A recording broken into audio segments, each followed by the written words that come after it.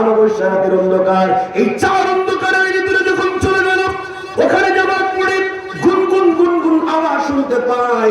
একবারে পানির গভীরে যাওয়ার পরে গুনগুন আওয়াজ শুনতে পায়। হযরত জিবরাইল আলাইহিস সালাতু ওয়াস সালাম ওনার সাথে আছেন। জিজ্ঞাসা করলেন, ও আল্লাহর রহমতের ফেরেশতা জিবরাইল, এই যে পানির গভীরে চলে আসলাম, এখানে গুনগুন গুনগুন আওয়াজ শুনতে পাই, এই আওয়াজটা কিসের গো জানতে চাই। জিবরাইল আলাইহিস সালাম বলেন, ও আল্লাহর পয়গম্বর, এই যে আপনি পানির গভীরে চলে এসেছেন, এই পানির নিচে যতগুলো কাঙ্কর আছে, প্রত্যেকটা কাঙ্কর আল্লাহর জিকিরের মধ্যে লিপ্ত আছে। সঙ্গে সঙ্গে তিনি উপরে শুরু করে দিলেন, লা ইলাহা ইল্লা আনতা সুবহানাকা ইন্নী কুনতু মিনাজ জালিমিন। আল্লাহ পাক তাকে জবাব দিলেন, ফাস্তাজাবনা লাহু ওয়া নাজ্জাইনাহু মিনাল গাম্মি ওয়া কাযালিকা নুনজিল মুমিনিন। আল্লাহ পাক বলেন, ও ইউসুফ, আমি আল্লাহ তোমার তাকে জবাব দিলাম, শুধু জবাব দিয়ে শেষ না, তোমাকে মহা মুসিবত থেকে আমি আল্লাহ উদ্ধার করলাম, আমি আল্লাহ উদ্ধার করলাম। কিয়ামত পর্যন্ত যত মানুষ আমাকে ডাকবে, বিপদে পড়বে, আমি আল্লাহকে ডাক দিবে, আমি আল্লাহ তার ডাকেই জবাব দেয়া, আমি তাকে মহা মুসিবত থেকে উদ্ধার করব।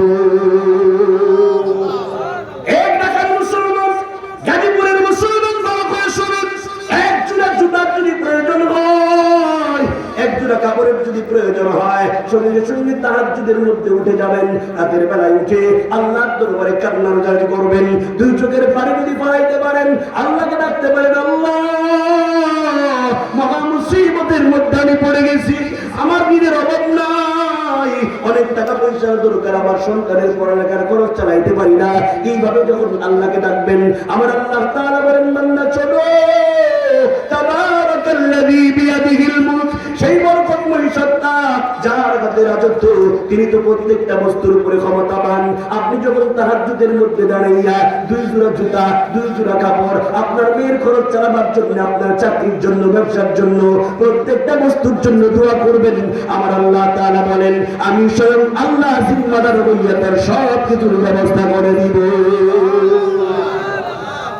এজন্যই তো আল্লাহ তাআলা বলেন, আমি প্রত্যেকটা বস্তুর উপরে ক্ষমতাবান, ওয়া আলা কুল্লি শাইইন কাদির। আমার আল্লাহ প্রত্যেকটা বস্তুর উপরে ক্ষমতাবান, এমন কোন বস্তু নাই যেই বস্তুর উপরে আল্লাহর ক্ষমতা নাই। এজন্য আল্লাহ তাআলা বলেন, আরে বান্দা, জুলুম করিস না, কারো উপরে জুলুম করবি না।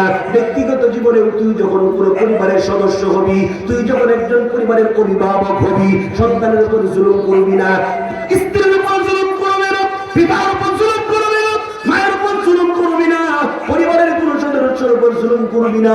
জুলুম যদি করোস, কিয়ামতের কঠিন ময়দানে আমি আল্লাহর সামনে দাঁড়িয়ে জবাবদিহিতা করতে হবে। মুফাসসিরিনে কেরাম সুন্দর একটা কথা উল্লেখ করে দিয়েছেন, সন্তানের উপর জুলুম করার একটা অর্থ উল্লেখ করছেন। সন্তানের উপর কেমনে জুলুম করে, সন্তানকে কোরআন এবং হাদিসের জ্ঞান শিক্ষা না দিলেও এটাও এক ধরনের জুলুম। কথা কোন চিন্তা বাজি। এজন্য সন্তানকে সর্বপ্রথম আমাদের উস্তাদ মুহতারাম আশিকে মুস্তাফা সাহেব দাওয়াত বারাকাতুহু, আল্লাহ পাক ওদের হায়াতের মধ্যে বরকত দান করেন, বলেন আমিন। উনি সুন্দর করে চমৎকার করে বয়ান করে অল্প সময়ের ভিতরে বোঝা গেছেন। আমার ভাইরা, আমি আপনাদেরকে যেই পয়েন্টটা বোঝাইতে চাই, সন্তানকে যদি কোরআন এবং হাদিসের শিক্ষা যদি অর্জন করাইতে না পারেন, ন্যূনতম বেসিক জ্ঞানটা যদি দিতে না পারেন, জান্নাতে যাওয়ার রাস্তাটা যদি দেখায় দিতে না পারেন, কিয়ামতের কঠিন ময়দানে এই সন্তান আল্লাহর সামনে মামলা দায়ের করবে। আল্লাহকে ডেকে বলবে, ও রব্বুল আলামিন, আমার মা বাবাকে আমার সামনে এনে দাও, যে মা বাবা আমাকে কোরআন হাদিসের জ্ঞান দেয় নাই, জান্নাতের পথ আমাকে বাতলায় দেয় নাই, ওই মা বাবার বুকের মধ্যে পাড়া দিয়া সন্তান জাহান্নামে চলে যাবে। কন্যা নাউজুবিল্লাহ। আমাদের সমাজের অবস্থা কি হয়েছে, সন্তানের উপরে কি পরিমাণ জুলুম করতেছি। সন্তানের বয়স যখন 3 থেকে 3.5 বছর হয়, অথবা 4 থেকে 5 বছর হয়, মা বাবার মাথার ভিতরে চিন্তা ঢুকে যায়, সন্তানকে বড় শিক্ষিত করতে হবে, দেশ দেশান্তর থেকে বড় ডিগ্রি নিয়ে আসতে হবে। এই জন্য দেখবেন 4 বছরের বয়সের সন্তানটাকে মাদ্রাসায় ভর্তি না করিয়া, কোরআন হাদিসের জ্ঞান না দিয়া, শালিমার জ্ঞান না দিয়া, সর্বপ্রথম তাকে কেজি বা কিন্ডারগার্টেনে ভর্তি করে দেয়। কথা কোন ঠিক না বেশি? সর্বপ্রথম 4 বছরের বাচ্চাটাকে কেজি বা কিন্ডারগার্টেনে ভর্তি ভর্তি করে দেয়। এরপরে ছেলেটা কয়েকদিন পরে কয়েক বছর পড়াশোনা করে ছেলেটা প্রাইমারিতে চলে যায়, প্রাইমারি কমপ্লিট করে ছেলেটা হাই স্কুলে চলে যায়, হাই স্কুল কমপ্লিট করে ছেলেটা কলেজে চলে যায়, কলেজ কমপ্লিট করে ভার্সিটিতে চলে যায়, ভার্সিটি কমপ্লিট করবার পরে মা বাবার মাথার ভিতরে দুনিয়া চেপে গেছে, ভালো করে তোর মাথার ভিতরে দুনিয়া চেপে গেছে, সন্তানকে বড় শিক্ষিত করতে হবে, দেশান্তর থেকে ডিগ্রি নিয়ে আসতে হবে। তখন দেখা যায় এই সন্তানটাকে London, England, America, German, Japan প্রেরণ করা যায়। সেখান থেকে সর্বোচ্চ ডিগ্রি অর্জন, একেবারে প্লে-নার্সারি থেকে শুরু করে সর্বোচ্চ ডিগ্রি যখন অর্জন করতে যায় 30 থেকে 35টা বছর তার পিছনে ব্যয় হয়ে যায়। কথা কোন ঠিক না বেঠিক? 30 থেকে 35টা বছর ব্যয় হয়ে যায়। এর ভিতরে আল্লাহর কোরআন শিক্ষা দেওয়ার সুযোগ তার হয় নাই, জান্নাতে যাওয়ার রাস্তা দেখাবার সুযোগ তার হয় নাই। এই সন্তানটা সংসদে যখন যাবে, এই সন্তানটাই তখন কোরআনের বিরুদ্ধে হইয়া নাস্তিকে পরিণত হয়ে যাবে। এজন্য আমাদেরকে পরিষ্কার মনে রাখতে হবে, সন্তানের উপর জুলুম করা হলো সর্বনিম্নতম পরিমাণ তলাবুল ইলমি ফরিদাতুন আলা কুল্লি মুসলিম। প্রত্যেকটা মুসলমানের উপরে ইলমে দ্বীন শিক্ষা করা ফরজ আইন, চাই নারী হোক, চাই মহিলা হোক, চাই পুরুষ হোক না কেন, প্রত্যেকটা মুসলমানের উপরে যতটুকু পরিমাণ ফরজ জ্ঞান প্রত্যেক দিন চলার জন্য যে বস্তু পরে সেই সম্মুখীন হয়, এই বস্তুগুলো হালাল না হারাম জানার জন্য যতটুকু জ্ঞানের প্রয়োজন হয়, এতটুকু জ্ঞান অর্জন করা প্রত্যেকটা মুসলমানের উপরে ফরজ। যদি সে অর্জন করতে না পারে অথবা মা বাবা যদি তাকে শিখাইতে না পারে, এই মা বাবা সন্তানের উপর জুলুম করলো। আল্লাহ তাআলা বলেন, কোন বান্দা যদি জুলুম করো, জুলুমের পরিণতি কি হইব? তুমি তাকাইয়ে দেখো ফেরাউনের দিকে, তুমি তাকাইয়ে দেখো নমরুদের দিকে, তুমি তাকাইয়ে দেখো আবু জাহেলের দিকে। আবু জাহেল কি পরিমাণ অভিশপ্ত হয়েছে। তার কিন্তু টাকা পয়সার অভাব ছিল না, সম্পদের অভাব ছিল না, ক্ষমতার অভাব ছিল না, শুধুমাত্র জুলুম করবার কারণে আল্লাহ তাআলা তাকে কেমন করেছেন? কোরআনে কারীমের মধ্যে আল্লাহ বলেছেন, যুকু ইন্নাকা আনতাল আজিজুল কারীম। আল্লাহ তাআলা বলেন, যুকু ইন্নাকা আনতাল আজিজুল কারীম। জাহান্নামের শাস্তি যখন আস্বাদন করা হবে, জাহান্নামের শাস্তি যখন তাকে দেওয়া হবে, আর বলা হবে, এরে আবু জাহেল, তুই না দুনিয়াতে বড় পাওয়ারফুল ছিলি, তুই না মানুষের উপর নির্যাতন করতি, তোর না বড় ক্ষমতা ছিল, তুই না সম্মানিত ছিলি, এখন তোর সম্মান গেল কই? এখন তোর সম্মান সম্পদ গেল কই? সব কিছু আল্লাহ ধ্বংস করে জাহান্নামে নিক্ষেপ করে দিলে। শিক্ষা গ্রহণ করবার জন্য 3টা অতীতের দৃষ্টান্ত তুলে ধরেছি। 1 নম্বর নমরুদের কথা বলেছি, আবু জাহেলের কথা বলেছি, মুসা আলাইহিস সালামের উপর নির্যাতন করেছিল, ফেরাউনের কথা উল্লেখ করেছি। আমাদের ইতিহাস থেকে শিক্ষা গ্রহণ করার দরকার। আমরা যারা নির্যাতন করব, আমি যদি আমার পরিবারের উপর নির্যাতন করি, আল্লাহর সামনে জবাবদিহিতা করতে হবে কিনা বলেন? সামাজিক জীবনে গিয়ে যদি আপনি একজন সামাজিক চেয়ারম্যান হয়ে যান অথবা একজন মেম্বার হয়ে যান, আপনার এলাকার যে দায়িত্বগুলো আছে, ওই এলাকার মানুষগুলোর উপরে কোনোভাবে নির্যাতন করা যাবে না, তাদের সঙ্গে সুআচরণ করতে হবে, ভালো আচরণ করতে হবে। আল্লাহ তাআলা বলেন, বান্দা যদি ভালো আচরণ করতে পারো, তোমার ক্ষমতা আমি আল্লাহ আরো বেশি শক্তিশালী করে দেব। এখন আসুন 2 নম্বর আয়াতে যাই। আল্লাহ তাআলা বলেন, الذي خلق الموت والحياة ليبلوكم أيكم أحسن عملا। বলেন তো দেখি, আমাদের হায়াতের মালিক কে? আল্লাহ। আর রাসূল কোন? আল্লাহ। আমাদের মৌতের মালিক কে? আল্লাহ। আল্লাহ তাআলা বলেন, সেই বরকতময় সত্য, الذي خلق الموت والحياة, সেই বরকতময় সত্তা যিনি সৃষ্টি করেছেন আমাদের মরণ এবং জীবন। দুনিয়ার বাস্তবতা হলো আমরা আগে হায়াত পাই, তারপরে মৃত্যুবরণ করি। কথা কোন ঠিক না বেঠিক? আমাদের মৃত্যু যেমন আল্লাহর নিয়ন্ত্রণে, আমাদের জন্ম যেমন আল্লাহর নিয়ন্ত্রণে, আমাদের মৃত্যুটাও আল্লাহর নিয়ন্ত্রণে। এই পৃথিবীতে আমরা ইচ্ছা করে আগমন করতে পারি নাই। জোরে বলেন, কে আগমন করিয়েছেন? আল্লাহ তাআলা পৃথিবীতে প্রেরণ করেছেন। আমার নিজের ইচ্ছা শক্তি আসে নাই, আমার আল্লাহ আল্লাহ তাআলা আমাকে দুনিয়াতে সৃষ্টি করেছেন। আল্লাহ তাআলা বলেন, বান্দা আমি তোমার হায়াত তৈরি করেছি, আমি তোমার জীবন তৈরি করেছি, আমি তোমার মরণ তৈরি করেছি। আল্লাহর রাসূলকে বলেন, ওগো নবীজি আপনি বলে দেন तमाम পৃথিবীর মানুষকে বলেন, কুল ইন্না সালাতি ওয়া নুসুকি ওয়া মাহইয়ায়া ওয়া মামাতি লিল্লাহি রাব্বিল আলামিন। ওগো নবীজি আপনি বলুন तमाम পৃথিবীর মানুষকে জানায় দেন, আমার জীবন, আমার মরণ, আমার নামাজ, আমার কুরবানি ওই আল্লাহর জন্য, যিনি तमाम পৃথিবীর পালনেওয়ালা। আমি আল্লাহ তোমাদের মরণ তৈরি করেছি, আমি আল্লাহ তোমাদের জীবন তৈরি করেছি। আমার কিন্তু জন্মটা আমার নিয়ন্ত্রণে, আমার মৃত্যুটাও আমার নিয়ন্ত্রণে। এই পৃথিবীতে আমরা কেউ চিরস্থায়ী হিসেবে আসি নাই, কথা কম ঠিক না বেঠিক? কোরআনে কারীমে আল্লাহ তাআলা বলেন, কুল্লু নাফসিন যায়িকাতুল মাউত। পৃথিবীর প্রত্যেকটা প্রাণী, যতগুলো প্রাণী আপনার চোখ দিয়ে দেখতেছেন, মানুষ বলেন, জিন বলেন, গাছ বলেন, গরু ছাগল বলেন, হাঁস মুরগি ভেড়া বকরি বলেন, এই পৃথিবীর প্রত্যেকটা প্রাণী মৃত্যুর স্বাদ গ্রহণ করতে হবে, মরণের যন্ত্রণা ভোগ করতে হবে।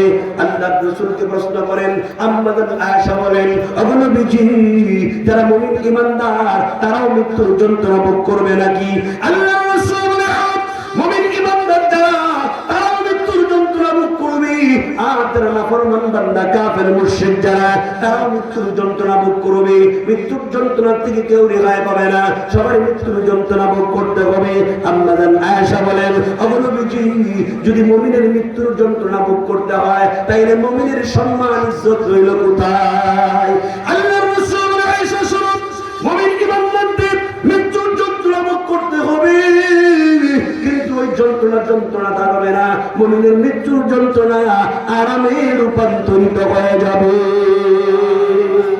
তাই আমার লক্ষ্য করে দেখুন, শুধু এতটুকু না, এই পৃথিবীর থেকে যখন বিদায় হয়ে যাব, আল্লাহর রাসূল বলেন, শোনো মৃত্যুর যন্ত্রণা শুরু হবে পায়ের উপরি আঙ্গুল থেকে। জোরে বলেন বাবাজি, কোন জায়গা থেকে শুরু হবে? পায়ের উপরি আঙ্গুল থেকে মৃত্যুর যন্ত্রণা শুরু হবে। ফেরেশতারা যখন চাপ দিয়ে ধরবে, জালালউদ্দিন সুয়ুতী রাহমাতুল্লাহি আলাইহি বলেন, নূরুস সুদুর ফি আহওয়ালিল কুবুর, এই কিতাবের ভিতরে উল্লেখ করেছেন 500 রহমতের ফেরেশতা আসবে যদি মুমিন ঈমানদার হয়, আর যদি কাফের হয়, আর যদি বেঈমান হয়, 500 গজবের ফেরেশতা এসে তার সামনে হাজির হয়ে যাবে। এমন ওই চাপ দিয়ে ধরবে, আপনি গুলো ভেঙে চুরমার করে দেবে, চিৎকার মেরে কাঁদবে, তোমার কারো আমাকে একটু সাহায্য করো, কিন্তু না, কেউ তাকে সাহায্য করবে না। এমন অবস্থা, শরীরে যত গুরু জোড়া আছে প্রত্যেকটা জোড়া ভেঙে চুরে চুরমার হয়ে যাবে। কেমন যন্ত্রণা হবে? আমার কাছে একটা কিতাব আছে, রিয়াদুস সালিহিন, মাওয়াইদুস সামিঈন, রিয়াদুস সালিহিন। এই কিতাবের ভিতরে আল্লামা ইবনুল কাইয়্যিম আল জাওযী রাহমাতুল্লাহি আলাইহি উল্লেখ করেছেন, হযরত মুসা আলাইহিস সালাতু ওয়াস সালাম ওনার ইন্তেকালের পরে স্বপ্নে একজন জিজ্ঞাসা করেছেন, ওগো আল্লাহর পয়গম্বর, আপনি তো দুনিয়া থেকে বিদায় হয়েছেন, মৃত্যু আপনার সঙ্গে কেমন আচরণ করা হলো? মৃত্যুর যন্ত্রণা আপনি কেমন কষ্ট পেয়েছেন? হযরত মুসা আলাইহিস সালাতু ওয়াস সালাম বলেন, কতগুলো বিষাক্ত কাঁটা আমার পেটের ভিতরে ঢুকাইয়া সমস্ত রোগের মধ্যে পেঁচাইয়া কয়েক হাজার লোকে একজনে টান দিলে যদ্দুর কষ্ট হবে, এর চাইতে বেশি কষ্ট আমি মুসার হয়েছে। তাই আমার তোমার দেখুন, জালালউদ্দিন সুয়ুতী রাহমাতুল্লাহি আলাইহি কিতাবুল্লাহ সারের ভিতরে উল্লেখ করেছেন, হযরত ঈসা আলাইহিস সালাতু ওয়াস সালাম ইয়া কবরের সামনে গিয়া বললেন, কুম বিইذنিল্লাহ। ওনার গোত্রের লোকদেরকে দাওয়াত প্রদান করলেন, গোত্রের লোকদেরকে দাওয়াত দিলেন, কিন্তু গোত্রের লোকেরা দাওয়াত গ্রহণ করে না। গোত্রের লোকেরা বলে, কোন কবরস্থান থেকে মুর্দা লোক যদি ওঠে আপনার ব্যাপারে সাক্ষী প্রদান করে আপনি আল্লাহর পয়গম্বর, তাইলে আমরা গ্রহণ করব, আপনাকে নবী হিসেবে স্বীকৃতি দিব। হযরত ঈসা আলাইহিস সালাতু ওয়াস সালাম পুরাতন একটা কবরের সামনে গেলেন, কিতাবুল আসরের ভিতরে উল্লেখ করা হয়েছে, গিয়া বললেন, কুম বিইذنিল্লাহ, আল্লাহর তুমি ওঠো। সঙ্গে সঙ্গে কবর থেকে একজন উঠে দাঁড়ায় গেছে, বললেন আল্লাহু আকবার। আহলুস সুন্নাহ ওয়াল জামাতের আকীদা বিশ্বাস হলো মুর্দাকে জিন্দা করবার ক্ষমতা আল্লাহ ছাড়া কারো নাই, একমাত্র আল্লাহ মুর্দাকে জিন্দা করতে পারেন। প্রশ্ন করতে পারেন হুজুর তাইলে ঈসা আলাইহিস সালাতু ওয়াস সালাম কেমনে জিন্দা করলেন? ঈসা আলাইহিস সালাম জিন্দা করেন নাই, উনি কুম্বি ইদিনিল্লাহ আল্লাহর হুকুমে উঠার জন্য বলেছেন, আল্লাহর কুদরতের কারিশমায় তাকে রূহ দেওয়া হয়েছে। সুবহানাল্লাহ। এই পৃথিবীর ভিতরে শুধুমাত্র ঈসা আলাইহিস সালাতু ওয়াস সালাম মুর্দাকে জিন্দা করতে পারতেন না, আমাদের নবীকেও আল্লাহ এমন মুজিজা দিয়েছিলেন, মুর্দাকে জিন্দা করবার মতো ক্ষমতা আমাদের নবীকেও আল্লাহ দিয়েছিলেন। এক কথায় পরিষ্কার করে আপনাদের সামনে বলতে চাই, কবি বলেছেন হুসনে ইউসুফ দামে ঈসা ইয়া বাইজাদারি আজা কুবা গামাদারুন তু তনহাদারি। এই পৃথিবীর ভিতরে আসমান থেকে মানুষের খেদমতের জন্য যত পয়গম্বর আল্লাহ পাক প্রেরণ করেছেন, প্রত্যেকটা পয়গম্বরকে আল্লাহ যত মুজিজা, যত সম্মান, যত মর্যাদা দিয়েছেন, আমাদের নবীকে আল্লাহ একাতা দান করেছে। ঈসা আলাইহিস সালাতু ওয়াস সালাম মুর্দাকে জিন্দা করতে পারতেন, এটা ওনার নিজস্ব ক্ষমতা নয়, এটা আল্লাহর পক্ষ থেকে ক্ষমতা দেওয়া। মুর্দাকে জিন্দা করতে পারতেন, আমাদের নবীকে আল্লাহ এমন ক্ষমতা দিবেন। আল্লাহর রাসূল আজাইবুল মাখলুকাত একটা কিতাব আছে, ওখানে উল্লেখ করা হয়েছে আল্লাহর নবী একজন ইহুদিকে দাওয়াত প্রদান করলেন। ইহুদি তখন বললেন, আমি অবশ্যই তোমার দাওয়াত গ্রহণ করতে পারি, কিন্তু যদি আমার মেয়েটা কবর থেকে জিন্দা হইয়া তোমার ব্যাপারে সাক্ষ্য প্রদান করে তাইলে তোমার দাওয়াত গ্রহণ করব। আল্লাহর রাসূল বলে, তোমার মেয়ের কবরটা আমাকে দেখায় দাও। আল্লাহর রাসূলকে যখন দেখায় দাও হলো, আল্লাহর নবী কবরের সামনে গিয়ে বললেন, কুম বিদিনিল্লাহ, আল্লাহর হুকুমে ওঠো। সঙ্গে সঙ্গে আল্লাহর কুদরতের কারিশমায় মাটিগুলি সরে গেল, পাশের লাকড়িগুলো সরে গেল, মেয়েটা কবর থেকে জিন্দা হইয়া দাঁড়ায় গেল। বলনা আল্লাহু আকবার। ওই মেয়েটা তখন সাক্ষী প্রদান করে, ইয়া রাসূলুল্লাহ, আমি আপনাকে সাক্ষী দিচ্ছি, লাব্বাইক ওয়া সাদাইকা ইয়া রাসূলুল্লাহ, আনা আশহাদু আন লা ইলাহা ইল্লাল্লাহ ওয়া আন্না মুহাম্মাদান রাসূলুল্লাহ, আপনি আল্লাহর একজন শ্রেষ্ঠ পয়গম্বর, আমি সাক্ষী দিচ্ছি। ওই ইহুদি তখন উনাকে বলে, আর বুঝতে পেরেছি, আর বলতে হবে না, আপনি আল্লাহর পয়গম্বর, এখনই কালিমা পড়ে মুসলমান বানায়া দেয়। তাহলে মুর্দাকে জিন্দা করবার মতো ক্ষমতা আহলুস সুন্নাহ ওয়াল জামাত বলেন, মুর্দাকে জিন্দা করবার মতো ক্ষমতা শুধুমাত্র আল্লাহ পাকেরই আছে। আল্লাহ পাক মুর্দাকে জিন্দা করতে পারেন, এটা কোনো নবীর পাওয়ার না, আল্লাহ পাক তাকে মুজিজা হিসেবে দিয়েছেন। আমার ভাইরা, ঈসা আলাইহিস সালাতু ওয়াস সালাম যেই মাত্র বললেন, কুম বিইদিনিল্লাহ, আল্লাহর হুকুমে ওঠো, সঙ্গে সঙ্গে কবর থেকে একজন উঠছে। ওনাকে জিজ্ঞাসা করলেন, মান আনতা ওয়া মা ইসমুকা, তুমি কে, তোমার নাম কি, তোমার পরিচয়টা একটু দাও। উনি বলেন, আমার নাম সালাম, আমি নূহ আলাইহিস সালাতু ওয়াস সালামের ছেলে। কিতাবুল আনসারের ভিতরে উল্লেখ করা হয়েছে ঈসা আলাইহিস সালাতু ওয়াস সালাম ওনাকে কয়েকটা প্রশ্ন করেছিলেন। এর মধ্যে একটা প্রশ্ন হলো, ওগো আল্লাহর পয়গম্বর, আপনি কবর থেকে জিন্দা হয়েছেন, এখন যদি আমি আল্লাহর কাছে ফরিয়াদ করি, দোয়া করি, আল্লাহ যদি আপনাকে কয়েকদিন দুনিয়াতে থাকার সুযোগ দেয়, তাইলে আপনি থাকবেন না, আবার কবরে চলে যাবেন। হযরত সালাম আলাইহিস সালাতু ওয়াস সালাম বলেন, ও ভাই ঈসা, এই যে আমি কবর থেকে জিন্দা হয়েছি, যে রূহটা আমার ভিতরে আসছে, এটাকে নেওয়ার জন্য আজরাইল কি আবার আসবে নাকি? হযরত ঈসা আলাইহিস সালাম বলেন, আপনি একজন পয়গম্বর, আপনি নবীর ছেলে, নবী, আজরাইলকে তো ভয় পান কেন, এত ডরার কারণটা কি? উনি বলেন, ও আমার ভাই ঈসা, এখন পর্যন্ত আজরাইলের সঙ্গে আপনার দেখা হয়েছে না। কিতাবুল আনসারের ভিতরে উল্লেখ করা হয়েছে, আজ থেকে 4000 বছর আগে আমার দেহ থেকে রূহ আলাদা করা হয়েছে, আজ পর্যন্ত মৃত্যুর কষ্ট বলতে পারি না।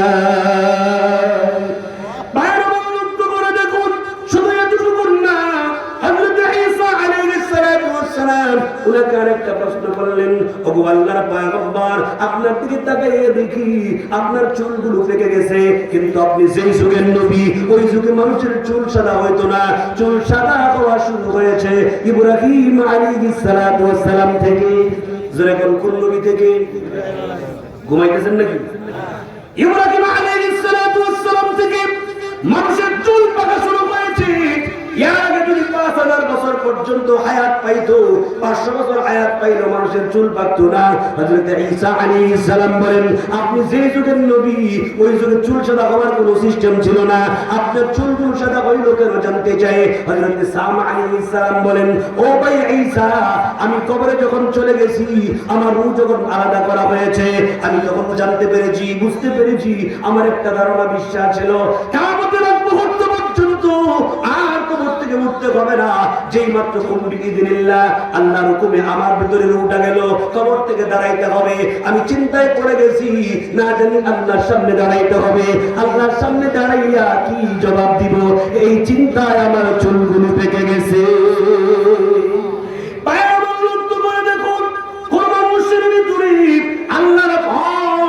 যদি ঢুকে যায়, ওই লোকটা কখনোই অপরাধ করতে পারে না। এজন্য গাজীপুরের মুসলমানদেরকে আমি সুন্দর করে বুঝায় যায়, মানুষের ভিতরে যদি আল্লাহর ভয়টা ঢুকায় রাখতে পারে, ওই মানুষের জীবনটা সুশৃঙ্খল হয়ে যাবে, অশৃঙ্খল থেকে সুশৃঙ্খল হয়ে যাবে। এজন্য আমার ভাইরা, আল্লাহর ভয়টা প্রত্যেকটা মুসলমানের জন্য দরকার আছে না নাই?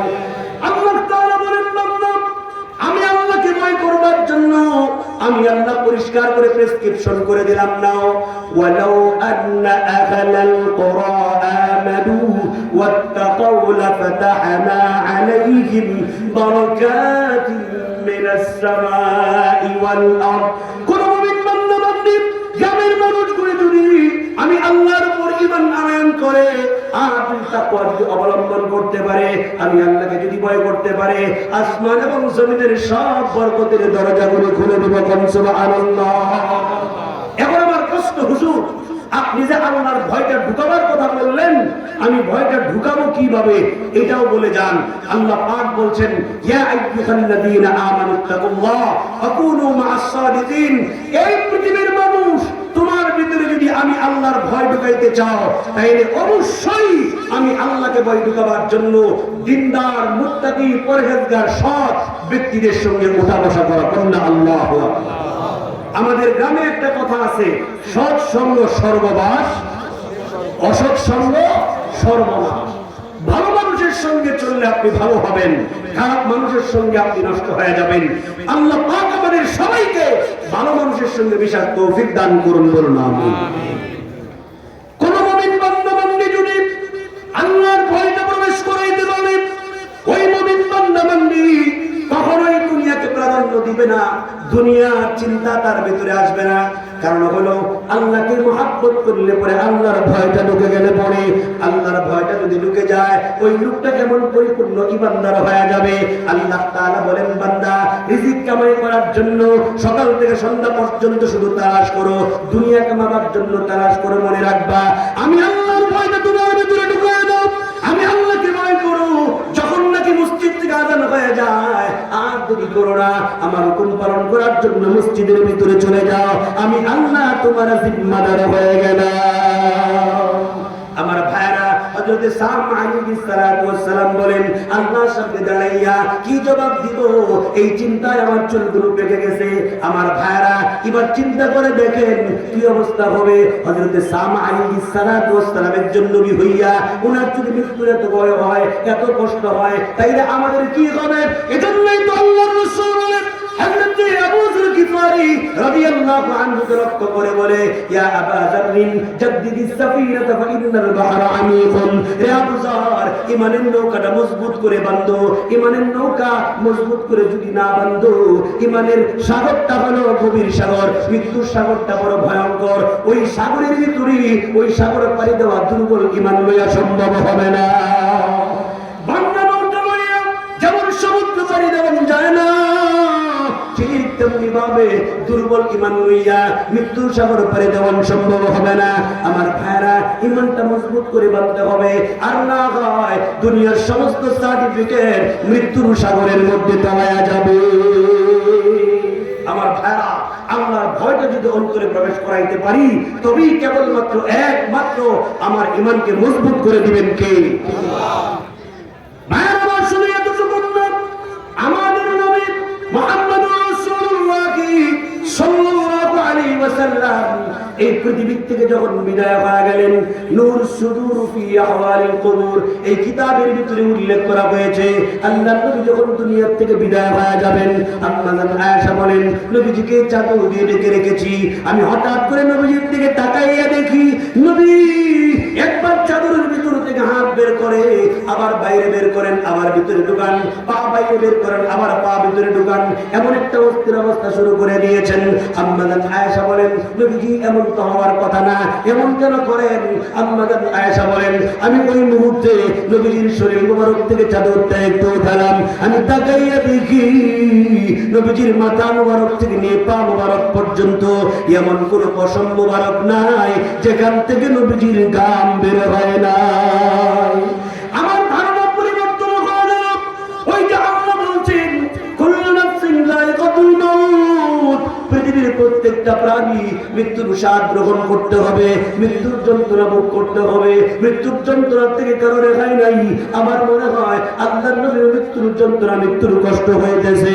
আমার ভাইরা, নবীজি দুনিয়া থেকে যখন বিদায় হয়ে যাবেন, নবীজির সামনে একটা পানির পাত্র রাখা, নবীজি পাত্রের ভিতরে বারবার হাত মারে আর মুখের মধ্যে মালিশ করে আর বলে আল্লাহুম্মা বির রাফিকিল আ'লা, আল্লাহুম্মা ইন্নী আউযু বিকা মিন সাকারাতিল মাউত ওয়া গামারাতিল মাউত। মৃত্যুর যন্ত্রণা বুঝি এত কষ্ট বুঝি মরণ, না জানি আমার উম্মতের কত কষ্ট হবে। এ মুসলমান, আল্লাহর নবীর কোন গুণ নয়, নবীর যদি কোনো দোয়া হয় এরপরে মুসলিম শরীফের বর্ণনা আল্লাহর নবী বিছানার মধ্যে শুয়ে আছেন, নবীজির মাথা মুবারকে প্রচন্ড ব্যথা, নবীজির বুকে ব্যথা হওয়ার কারণটা কি মুসলিম শরীফের ভিতরে উল্লেখ করা হয়েছে। আল্লাহর নবীকে শহীদ করার জন্য ইহুদিরা খাবারের সঙ্গে বিষ মিশিয়ে দিয়েছে, নবীজিকে পৃথিবী থেকে বিদায় করে দেবে। আল্লাহর নবী গোশতের টুকরো মুখের মধ্যে লইয়া বারবার চিবাচ্ছিলেন, কিন্তু গোশতের টুকরা নরম হয় না। হঠাৎ করে গোশতের ভিতর থেকে আওয়াজ আসতেছে, ইয়া রাসূলুল্লাহ, ওগো নবীজি আপনি আমাকে এত বেশি চাবায়েন না, আমার ভিতরে ইহুদিরা আপনাকে শহীদ করার জন্য বিষ মিশিয়ে দিয়েছে। আল্লাহর নবী বলেন ওই যে গোশতের টুকরা চাবায়াছিলাম আমার ভিতরে একটু রস, একটু জল চলে গিয়েছিল, ওই যে ব্যথা মৃত্যুর আত্ম করতে শুরু হয়েছে। কেন শুরু হয়েছে? মুহাদ্দিসিনে কেরাম এটাও উল্লেখ করেছেন, বুখারীর বর্ণনা, আল্লাহর নবী আল্লাহর কাছে দোয়া করেছিলেন, আল্লাহ আমি তোমার রাস্তায় শহীদ হইতে চাই, সুম্মা উহিয়া তুমি আমাকে আবার জীবন দিবা, সুম্মা উত্তাল আমি আবার জীবন দিতে চাই, সুম্মা উহিয়া আবার জীবন দিবা, আমি তোমার রাস্তায় আবার শহীদ হইতে চাই। এইভাবে আল্লাহর কাছে দোয়া করেছিলেন। আমার আল্লাহ নবীজির দোয়া কবুল করিয়া নবীজিকে শাহাদাতের মর্যাদা দেওয়ার জন্য মৃত্যুর আগ মুহূর্তে ব্যথা বাসায়া দিয়েছে। জোরে কন্যা সুবহানাল্লাহ। বাইরে মনোযোগ করে দেখুন, ওই যে ব্যথা, এই প্রচন্ড ব্যথার মধ্যে নবীজি শুয়ে আছেন, নবীজির পাশে হযরত ফাতেমা বসা, নবীজির পাশে ফাতেমা বসা। নবীজি হঠাৎ করে ফাতেমাকে লক্ষ্য করে বলে, এ ফাতেমা দরজার দিকে তাকাও না, কে যেন একজন বারবার সালাম দেয়।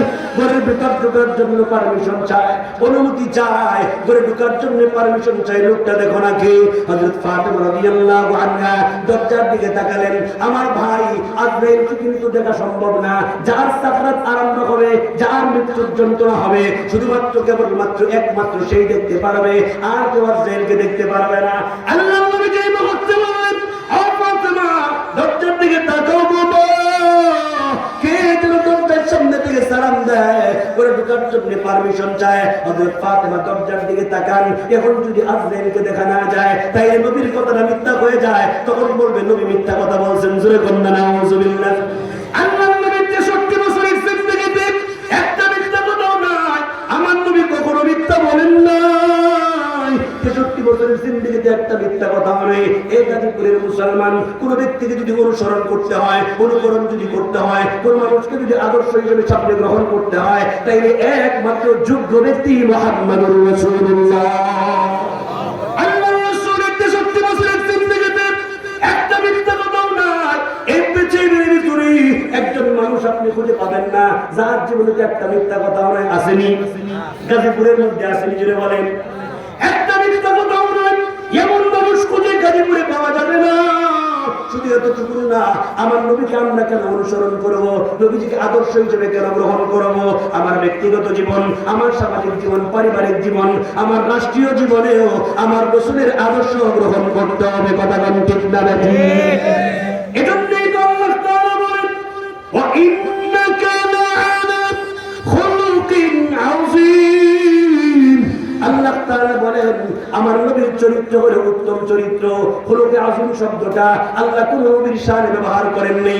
আদম আলাইহিস সালাতু ওয়াস সালাম থেকে শুরু করে ঈসা রূহুল্লাহ পর্যন্ত কোন নবীর শানে আল্লাহ খুলুকে আযীম শব্দ ব্যবহার করেননি। শুধুমাত্র কেবলমাত্র একমাত্র আমার আপনার নবী ওনার শানে খুলুকে আযীম শব্দ ব্যবহার করেছেন। আমার নবীকে লক্ষ্য করে বলেন, ওগো নবীজি আপনি বলেন খুলুকে আযীম, আপনার চরিত্রের উপরে আর কোন চরিত্র নাই।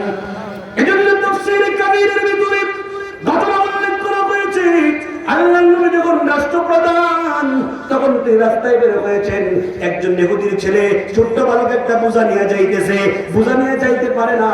রাস্তা দিয়ে যাওয়ার সময় আল্লাহর রাসূল ওই বালককে লক্ষ্য করে বলে, হে বালক তুমি কোথায় যাও? তোমার বাবার বোঝা তো বোঝা, তুমি তুলে যাইতে পারবে না, এই বোঝাটা আমার মাথায় তুলে দাও। কন্যা আল্লাহু আকবার।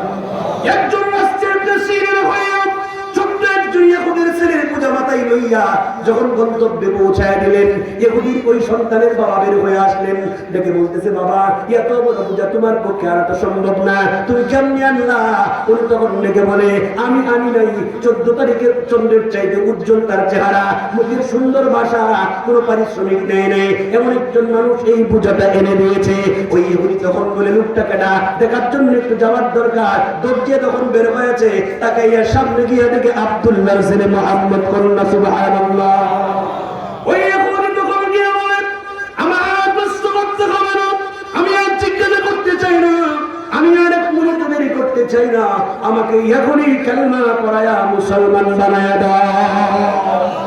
কারণ যে নবী বিনা পারিশ্রমিকে রাষ্ট্রপ্রধান হওয়ার পরেও এইরকম বিনা পারিশ্রমিকে একজন ছোট্ট বাচ্চার বোঝা গন্তব্যে পৌঁছায় দিতে পারে, এটা যে নবী আল্লাহর পক্ষ থেকে প্রেরিত পয়গম্বর, এর মধ্যে কোনো সন্দেহ নাই। কথা বলেন ঠিক না? এই পৃথিবীর ভিতরে একজন ব্যক্তি খুঁজে পাওয়া যাবে না যে ব্যক্তিকে অনুসরণ করলে পরে এই গাজীপুরের মুসলমান, আপনি ব্যক্তিগতভাবে কাউকে অনুসরণ করবেন, আমার কোনো আপত্তি নাই, আপনি কাউকে মহাব্বত করবেন, আমার কোনো আপত্তি নাই, কিন্তু এমন ব্যক্তিকে অনুসরণ করা যাবে না যে ব্যক্তির কারণে জাহান্নামে যেতে হয়। আল্লাহ রাসূল ইমাম বুখারী আলাইহির রাহমাত আদাবুল মুফরাদের ভিতরে উল্লেখ করেছেন, 6 নম্বর হাদিসের ব্যাখ্যায় উল্লেখ করেছেন, ওই লোকটা জাহান্নামে যাবে যে লোকটার আদর্শ বিশ্বনবী ছিল না। যার আদর্শ বিশ্বনবী ছিলেন না সে জাহান্নামে যাবে। আমার ভাইরা, জান্নাত পাওয়ার জন্য, আল্লাহর তৈরি জান্নাতে প্রবেশ করবার জন্য জোরে বলেন কাকে অনুসরণ করতে হবে? আল্লাহ এবং তার রাসূলের, আল্লাহ এবং তার রাসূলের আদর্শকে বুকে ধারণ করে রাসূলের পুরো জিন্দেগি আমার সামনে রেখে জীবন পরিচালনা করার তৌফিক দান করুন। সকলে বলুন আমিন। আল্লাহ পাক আমাদের প্রত্যেকটা কথার উপরে একটু শেষ করে দিয়ে তর্জমাটা না বললে তৃপ্তি পাবো না। আল্লাযী খালাকাল মাউতা ওয়াল হায়াতা, সেই বরকতময় সত্তা যার হাতে রাজত্ব, যিনি আমাদের মৌত এবং হায়াত তৈরি করেছেন। আল্লাহ পাক বলেন, আরে বান্দা আমি তোমার মরণ দিছি, আমি তোমার জীবন দিছি। ওয়া আল্লাযী খালাকাল মাউতা ওয়াল হায়াতা লিয়াবলুয়াকুম আইয়ুকুম আহসানু আমালা। কেন? শুধুমাত্র তোমাদেরকে পরীক্ষা করবার জন্য, তোমাদের মধ্যে কার আমলটা সুন্দর হয়। ও গাজীপুরের মুসলমান, যদি জীবনের চলে বাঁকে বাঁকে চলতে গিয়ে যদি ভুল হয়ে যায়, ওই ভুলগুলোকে ক্ষমা করার জন্য আল্লাহ সুন্দর একটা শব্দ ব্যবহার করেছেন, হুয়াল আজিজুল গফুর। আল্লাহ বলেন আমি হইলাম গফুর। তুমি অপরাধ করে ফেলেছো, তোমার অপরাধ সাগরের ফেনা পরিমাণ হয়ে গেছে, চিন্তা করো না, ভয় পেও না, রহমত থেকে বঞ্চিত হয়ে যাও না, তোমার চোখের পানি নাকের আগায় পৌঁছাতে দেরি হবে, আমি আল্লাহ তোমার জিন্দেগির গুনাহ মাফ করতে পারবো, দেরি করবো না। আল্লাহ পাক বলেন, আরে বান্দা আরেকটা শব্দ ব্যবহার করছেন, আহুয়াল আজিজুল গফুর, আজিজ শব্দটা ব্যবহার করেছেন। আজিজ শব্দের একটা ব্যাখ্যা হলো আপনি অপরাধ করছেন, চূড়ান্ত পর্যায়ের অপরাধ করছেন, এটা মনে করেন না আল্লাহ পাক ওই অপরাধের বদলা নেওয়ার ক্ষমতা আল্লাহর নেই। আল্লাহ আজিজ শব্দ দিয়া প্রমাণ করে দিলেন, বান্দা অপরাধ যদি করস ওই অপরাধের প্রতিশোধ নেওয়ার মতো ক্ষমতা আমি আল্লাহর আছে। আল্লাহ পাক প্রত্যেকটা কথার উপরে যথাযথভাবে আমল করবার তৌফিক দান করুন, আমিন। আসসালামু আলাইকুম ওয়া রাহমাতুল্লাহ।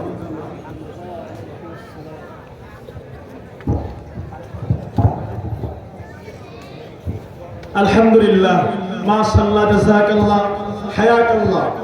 হযরত অত্যন্ত গুরুত্ব সহকারে আমাদেরকে কোরআন ও হাদিস থেকে তাকবীর পেশ করছিলেন।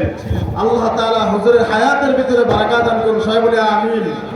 মুহতারাম হাজির, আপনারা সকলে দেখতে পাইতেছেন এই পর্যায়ে আমাদের মঞ্চে উপবিষ্ট হয়েছেন আজকের মাহফিলের প্রধান আকর্ষণ, প্রধান বক্তা, প্রধান আকর্ষণ, সারা বাংলার আলোড়ন সৃষ্টিকারী বক্তা হযরত মাওলানা তুফাইল আহমদ দৌলুরী দামাত বারাকাতুহু। মুহতারাম হাজিরিন, আজকের মাহফিলের প্রধান আকর্ষণ, প্রধান বক্তা আল্লামা আব্দুল খালেক সুরতপুরী দামাত বারাকাতুহু, তিনিও আসতেছেন। সবাই বলি আলহামদুলিল্লাহ। হুজুরের সাথে কথা হয়েছে, হুজুর বলছেন যে আমি আসতেছি। হুজুরের আরেকটা মাহফিল আছে, সেই মাহফিল শেষ করে ইনশাআল্লাহ আসতেছে। এর আগ পর্যন্ত হুজুর বয়ান করবেন। হুজুরের বয়ানের পূর্বে আপনাদের সম্মুখে জানাজার নামাজের প্র্যাকটিক্যাল